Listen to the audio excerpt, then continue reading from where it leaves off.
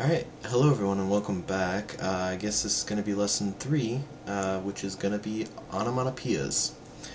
The thing I found interesting about Japanese onomatopoeias are that they are not just for sounds. For example, ours would be bark, or let's think of it, a cat sound is meow, things like that. Whereas Japanese onomatopoeias are also for actions and for sounds of kind of like, not really sounds, but like for movement also. So I don't feel like they teach this that much in the classroom, so I figure I'd do a video of it. Guess I should start out by saying that onomatopoeias in Japanese are called onomatope, which obviously is just the katakana version of that. So let's just get right into it. The onomatopoeia that I heard the most in Japan, I think, would have to be pera pera, and that means to be fluent in a language. And I'm not trying to say that because I was so great that everybody was amazed and everything. It's because Japanese people actually kind of throw this word around carelessly, I think. They will basically say it to anybody who can speak a little bit of Japanese. So, I don't know, it's kind of a confidence boost when you hear it, but at the same time, take it with a grain of salt. So, the example sentence for this is, 彼は英語ペラペラだね, which is, he is really fluent in English, isn't he? You can use it with any kind of language, and it basically just means, it's kind of like hanaseru, like to be able to speak, but it's, I don't know, I think young people use it a lot more, so it's a good word to know. If you ever go to Japan around Christmas time, you'll probably hear this next onomatope, which is kira kira, and this means to sparkle or to twinkle. So obviously, if you can kind of think about that, the Christmas lights, they sparkle, so they would say that's kira kira. Also stars sparkle. I guess stars twinkle. We say that in English. So my example sentence is Hoshi ga kira kira shite kirei desu. And that would translate to, the twinkling of the stars is very beautiful. So kira kira shite is to twinkle. It's a nice word to, use every now and then. Also, for this onomatope, kira kira is actually used in the song Twinkle Twinkle Little Star. So in the Japanese version they say kira kira instead of twinkle twinkle. So if you ever hear that song, now you understand it, I guess, if you didn't already. Alright, the next word is Buddha Buddha, which I kind of like this word for some reason, don't know why. It means to walk around aimlessly or to wander. So, I don't know, I always tend to find myself, when I was in Japan, not really knowing what to do, so I just walk around and look at everything, and that's how I ended up learning this word. So the example sentence is, Shinjuku o burabura shite kaimono shita. I wandered around Shinjuku and did some shopping. So, burabura, to wander around, it's, this onomatope is the sound your feet make when you're walking around aimlessly, I guess. They have different sounds, but anyway, so your feet are like Buddha, Buddha, Buddha, Buddha. So that's how that word is, that's why that word is used.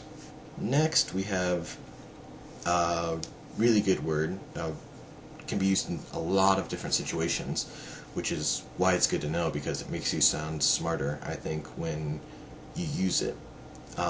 This one is doki doki. This has a lot of meanings, so I'm just going to try to cover a few. It means like excited, and it's the sound of, it is like the sound that your heart makes when it's beating. It's the sound of a heart beating, but usually kind of fast. So, so it can be excitement, it can be fear, it can be nervousness, it can be a lot of different things. So basically, whenever your heart starts pounding, pounding. So my example sentence is, 彼女に会ったからドキドキした. little cute sentence for whatever.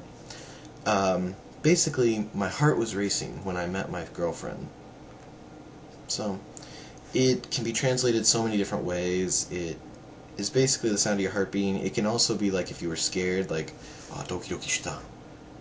You got surprised, so your heart started beating really quick. Finally, probably the least useful out of all the onomatope on this list is choki choki. This is the sound of cutting, typically hair, but it's the sound of cutting and a snipping sound. So when they cut your hair, the sound that the scissors make is choki choki choki choki. The reason why I put this one in here, because it's really not all that useful, is because there's a fashion magazine in Japan called Choki Choki. And I happened to just pick this up one day because I thought it looked interesting, and I don't know, I liked it. It shows like all different hairstyles and clothing and everything like that. But anyway, if you get a chance to go to Japan, check that magazine out. I would definitely recommend it. My example sentence is, 美容院で美容師さんが僕の髪をチョキチョキと切った. So, this means, at the salon, the stylist snipped and cut my hair. Honestly, you're not going to use it all that much. It's just a nice word to know, so just kind of keep it in the back of your memory if you can. Also, with choki choki, it's a little weird to translate, but because this one is more of actually, it's kind of like bark, like a sound onomatopoeia, whereas a lot of the other ones were kind of actions more. But it can still be used in a sentence, so give it a shot. You know, have fun with it. Just throw it out. I mean, Japanese people are so nice. They'll correct you if you mess up something, and they'll think it's cute that you used a stupid word. So, go for it.